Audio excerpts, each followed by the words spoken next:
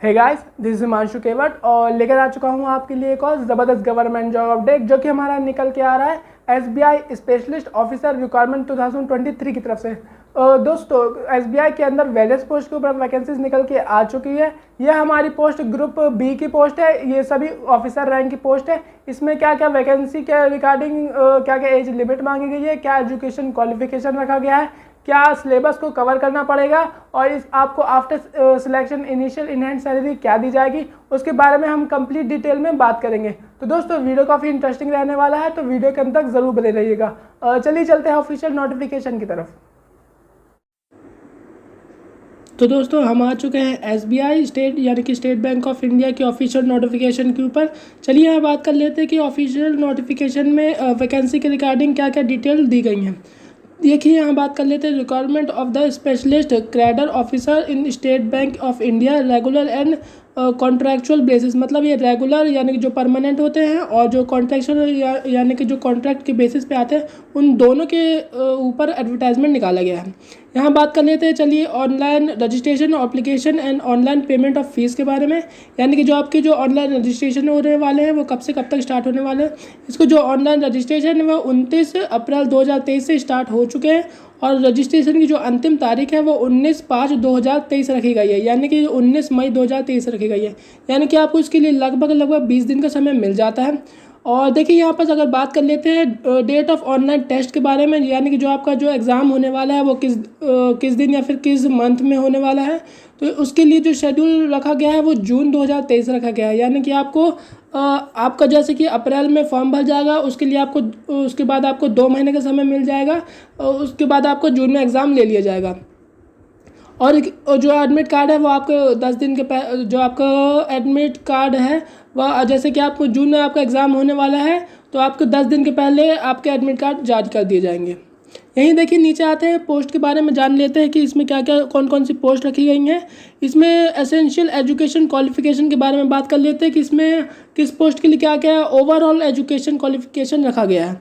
यहाँ पर देखिए, BE BTech आपके पास होना चाहिए, कंप्यूटर साइंस, कंप्यूटर इंजीनियरिंग या फिर इंफॉर्मेशन टेक्नोलॉजी में, सॉफ्टवेयर इंजीनियरिंग में, इलेक्ट्रॉनिक और कम्युनिकेशन इंजीनियरिंग और इक्विपमेंट या फिर इसके इक्वलेंट डिग्री होनी चाहिए, या फिर आप MCA और MTech या फिर MSc किए होने चाहिए computer science and information technology या फिर इलेक्ट्रॉनिक कम्युनिकेशन इंजीनियरिंग में किसी भी यूनिवर्सिटी से आपको। यानी कि जो इसमें क्वालिफिकेशन जो मांगा गया है वो ओवरऑल अगर बात करें तो BE और BTech मांगा गया है, या आप किसी भी फील्ड से आपने BE और BTech किया है तो आप इस फॉर्म को लिए भर सकते हैं, या फिर आपने MCA या फिर MTech किया है या फिर MSc किया है तो आप इस फॉर्म के लिए भर सकते हैं। यहाँ देख लीजिए, विभिन्न यहाँ पोस्ट रखी गई हैं। यहाँ पर नंबर ऑफ़ पोस्ट तो कम रखी गई हैं, यानी कि जो आपकी पोस्ट जैसे कि आपकी मैनेजर हो गया, मैनेजर ड्यूटी मैनेजर हो गया, IT हो गया, सॉफ्टवेयर डेवलपमेंट, जावा डेवलपमेंट, यानी कि यहाँ पर बहुत सारी यहाँ पास नंबर ऑफ़ पोस्ट कम है किसी भी एक पर्टिकुलर पोस्ट के लिए। लेकिन यहाँ पर पोस्ट जैसे एक सेक्शन में जितने भी सेक्शन होते हैं उसमें विभिन्न सेक्शन में लगभग सभी सेक्शन में पोस्ट को निकाला गया है। ओवरऑल यहाँ पोस्ट के बारे में बात करें तो मैनेजर की पोस्ट निकली हुई है। मैनेजर जैसे कि डेवलपमेंट लीड, इंफ्रा आर्किटेक्चर में, database administrative, IT, software, Java, networking और प्रोडक्शन। देखिए, बाकी की यहाँ पर असिस्टेंट मैनेजर की पोस्ट है जो कि आप देख सकते हैं। टोटल नंबर ऑफ पोस्ट के बारे में बात कर ले तो टोटल नंबर ऑफ पोस्ट देखिए 182 है, जिसमें से 120 रखी गई है, 8 रखी गई है। जैसे कि 120 रखी गई है जनरल के लिए, EWS के लिए रखी गई है 8 और OBC के लिए रखी गई है 33, SC के लिए 5 और ST के लिए 16 रखी गई है। और हमारी जो टोटल नंबर ऑफ पोस्ट रखी गई है वो 182 रखी गई है, जैसे कि आप ऑफिशियल नोटिफिकेशन में देख सकते हैं। यही बात कर लेते हैं, देखिए, कॉन्ट्रैक्चुअल पोजीशन के बारे में, यानी कि जो कॉन्ट्रैक्ट बेसिस जो पोजीशन रखी गई हैं, जो पोस्ट रखी गई हैं उनके बारे में डिटेल जान लेते हैं। जैसे कि assistant VP security, assistant security architect, यानी कि जो ओवरऑल आर्किटेक्ट की पोजीशन है, असिस्टेंट की पोजीशन है, वह आपकी कॉन्ट्रैक्चुअल बेसिस रखी गई है। यहाँ टोटल नंबर ऑफ पोस्ट जो रखी गई हैं वो 34 रखी गई हैं जनरल के लिए, और अगर टोटल बात करें तो टोटल 35 पोस्ट रखी गई है, जिसमें से एक पोस्ट हमारी ओबीसी है और जनरल के लिए 34 पोस्ट है। यही अगर नीचे आते हैं तो देखिए पोस्ट और जैसे यहाँ पास क्वालिफिकेशन पर पोस्ट के वाइज यहाँ पास डिवाइड किया गया है। ऑफिशियल नोटिफिकेशन में आप देख सकते हैं, ये नोटिफिकेशन आपको मैं डिस्क्रिप्शन में प्रोवाइड करवा दूंगा, वहाँ से आप चेकआउट कर लीजिएगा।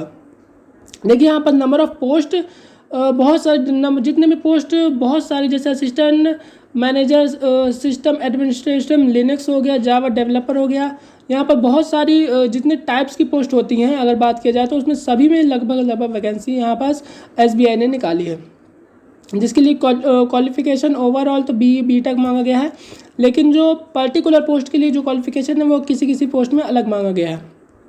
यहाँ हम नीचे आते हैं और देख लेते हैं, यहाँ सब पोस्ट के बारे में देखिए बताया गया है। जॉब प्रोफाइल के बारे में बताया गया है, जैसे कि ये पूरी मैनेजर की पोस्ट है और डिप्टी मैनेजर और मैनेजर की पोस्ट है। यहाँ दो ही मेजरली पोस्ट आपको देखने को मिल जाएंगी। और नीचे यहाँ बात कर लेते हैं पोस्ट की डिटेल्स बहुत सारी यहाँ पर ऑफिशियल नोटिफिकेशन में बताई गई है। यहाँ पास हम बात कर लेते हैं जो पे स्केल दिया जा रहा है उसके बारे में बात कर लेते हैं।